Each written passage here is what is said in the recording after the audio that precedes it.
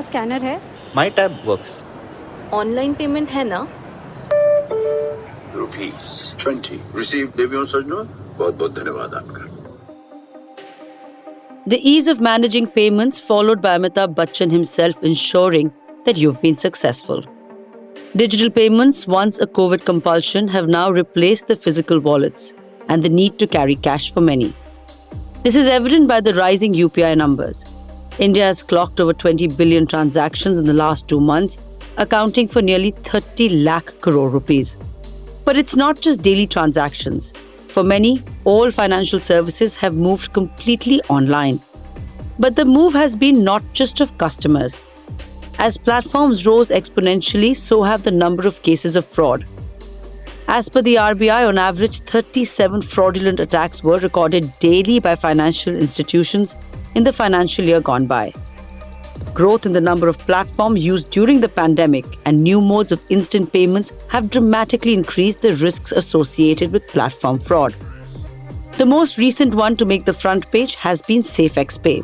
16,180 करोड़ का घोटाला सामने आया. थाने में 2 पुलिस स्टेशन में 5 से ज्यादा लोगों के खिलाफ हुआ मामला दर्ज. This latest fintech fraud raises the questions once again. Is the fintech flurry in India safe? What are these companies really doing to protect customer data and funds? And will the RBI step in to regulate what seems like a free-for-all fintech funfair? Will tokenization be the final guardrail, like two-factor authentication, or will it merely be a token move? And will rising cybersecurity cost be the death knell for many picking India as the fintech mecca? We hear from our in-house fintech expert, ET's Prateek Bhakta. While you talk to any industry expert, they will say that frauds cannot be stopped, fraudsters cannot be removed from the industry. But the best you can do is ensure that these can be brought under control. A fintech firm betting big on India. India is the fastest growing fintech market. We understand that India is a very, very price sensitive market.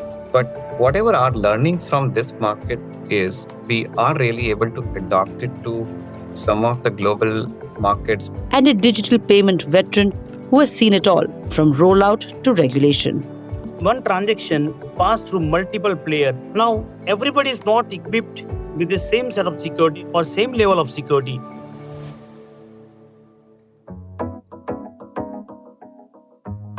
It's the last day of October. From the Economic Times, I'm your host Anupriya Nair, and you're listening to The Morning Brief.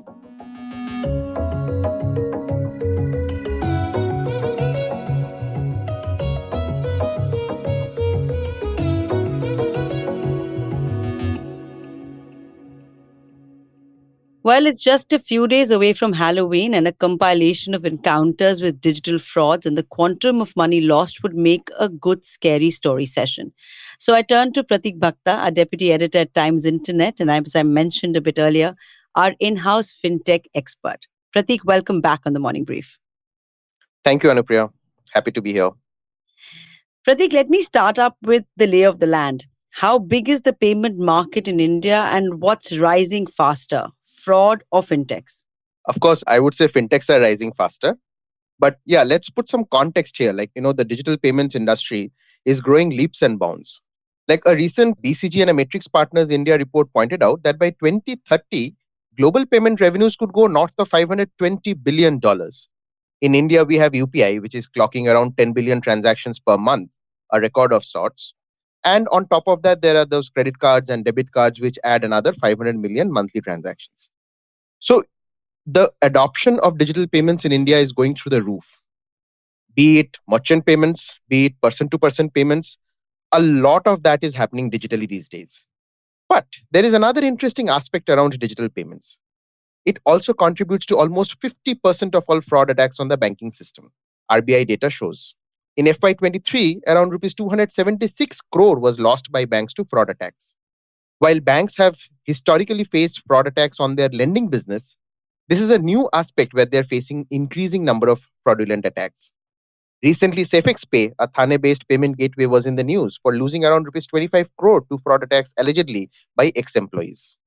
So you see the industry is growing, but at the same time, the frauds are growing as well. And this has traditionally, Pratik, been a very tightly regulated industry. Banking and banking fraud has been a very tightly run ship by the RBI. They too have been sounding an alarm on these rising numbers. But can they really force the fintech hands in becoming more cautious? The Reserve Bank of India is, after all, the guardian entity for this entire sector, and they have been cognizant of this issue. It has pushed banks, fintechs to adopt multiple steps to prevent, reduce, and check fraud. From a consumer data side, it has mandated tokenization of cards to obfuscate the card details of customers during e commerce transactions. The regulator has also mandated payment players to apply for a PAPG license. A PAPG is a payment aggregator slash payment gateway license, which have been designed in a way that it will only have serious players with proper technical systems evaluated by the regulator who can offer online payment services. Besides all this, it all obviously runs the campaigns throughout the year to keep citizens alert to fraud attacks. So you see, the RBI is aware of the issue and it is actively taking steps to ensure that these can be checked. While you talk to any industry expert, they will say that frauds cannot be stopped, fraudsters cannot be removed from the industry. But the best you can do is ensure that these can be brought under control. So I want to talk a little bit more about what you mentioned right now, tokenization, Pratik, because to a layman, it's a bit confusing because it takes us back to a time where, our credit cards were not working in the subscriptions that we had online for many of our platforms, OTT and other platforms as well. Now the RBI is taking out this tokenization where they're saying make your cards more safe, make your payments more safe. Why is this a good thing? Is it more cumbersome? Will it really take off? Just, break it down for us. Yes, I think tokenization is a major thing. And first, let us try to understand what is exactly this tokenization.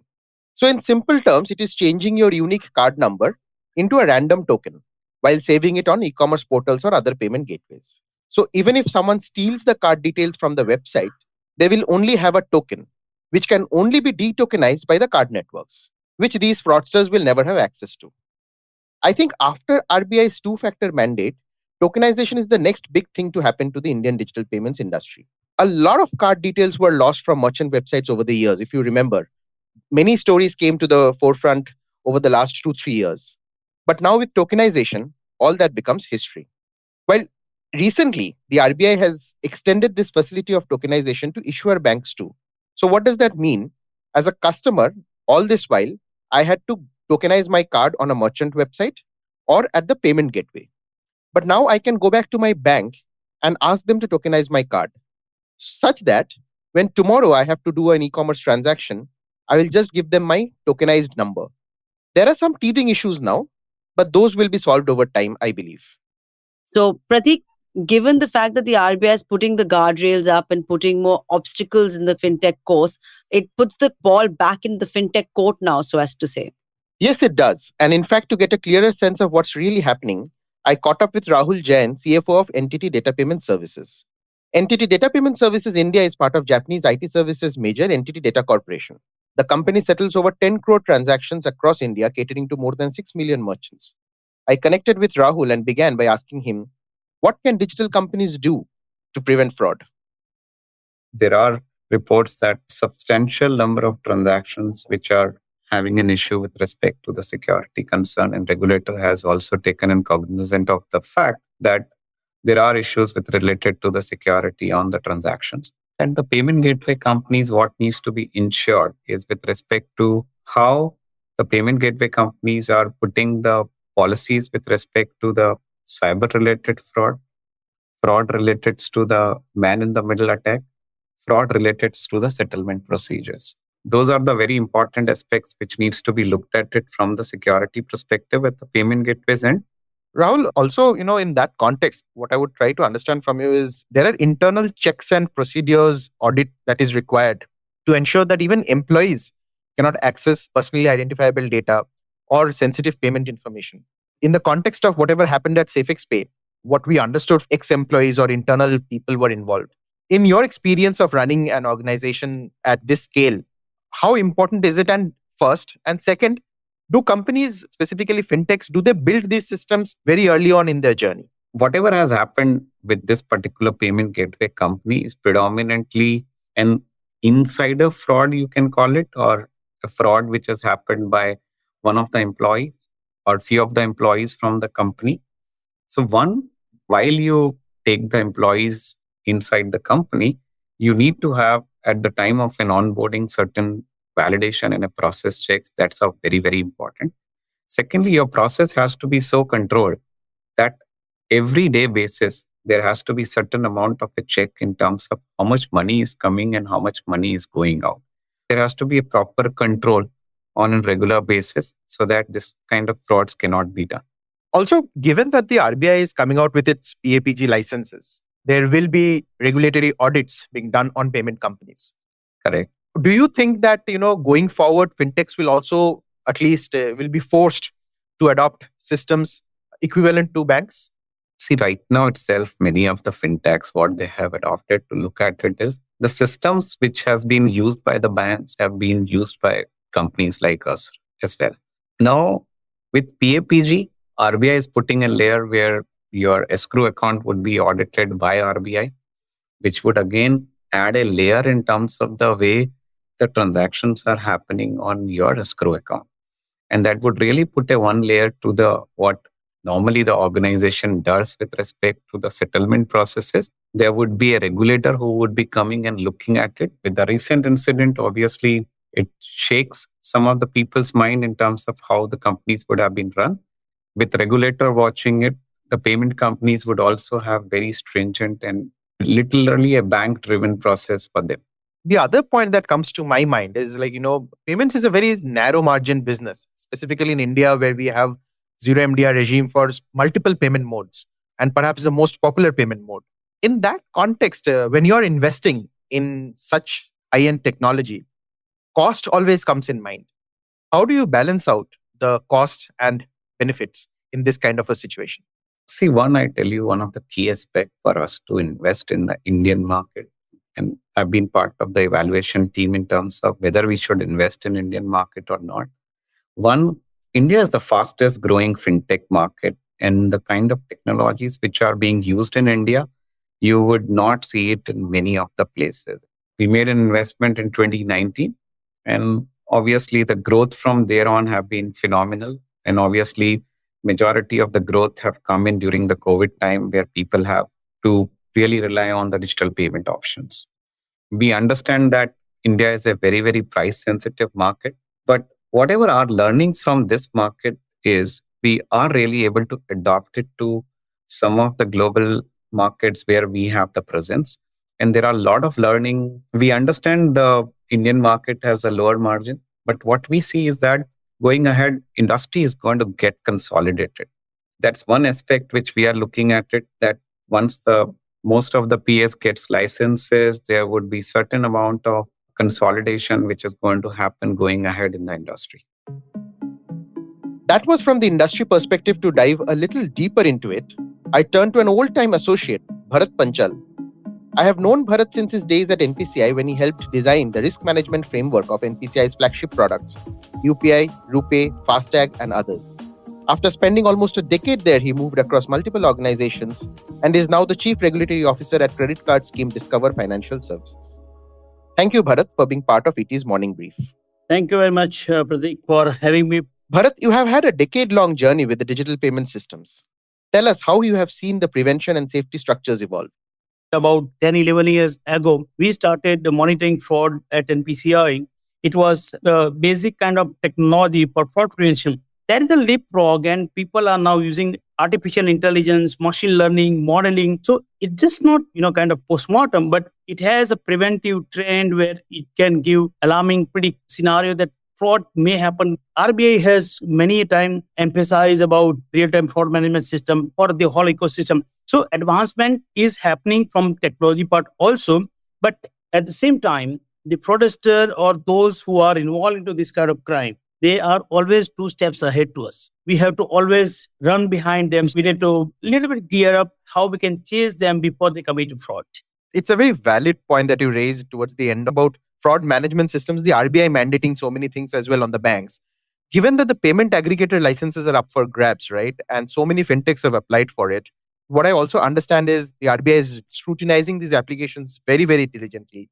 Do you think with the licensing, unregulated fintechs who are now getting regulated will have to invest more in their internal systems to prevent technology loopholes in fraud management? RBI has come out with digital payment security guideline recently in 2021, and the second amendment is possibly being discussed. But every control RBI has as a regulator, what you emphasize, it goes across the board. Now, all this require very cohesive and very strong risk management framework, and that is what RBI as a regulator, and we have seen in last couple of years that they are always bringing newer and newer control, irrespective whether it is a new license or existing player. Everybody is now under the ambit of regulation, and therefore, whatever newer control or newer requirement for some preventive control or preventive measures that RBI is taking and mandating to all the players. Because when you are working in the interoperable world, you are not bringing risk for your institution alone. It is a risk which will have a domino impact for entire ecosystem. And therefore, this is a need of hour, and that I believe that is going to be continue and going to be further strengthened over a period of time.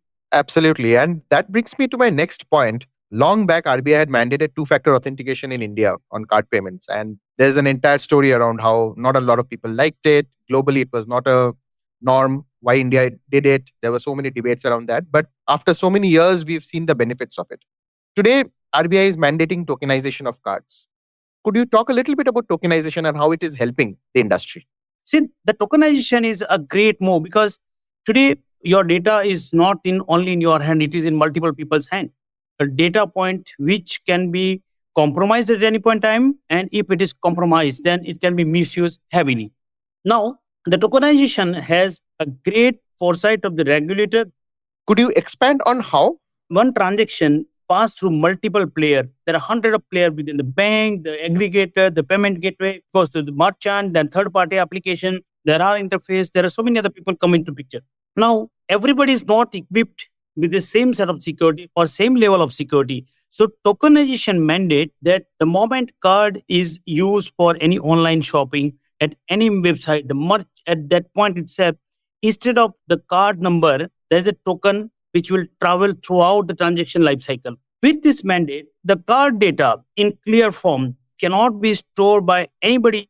Only two components. One is the card issuer, the bank which has issued a card, and the network like NPCI, the Discover, Visa, Master. Network are allowed because there are a lot many other processes required at the network and the issuer bank which has issued a card.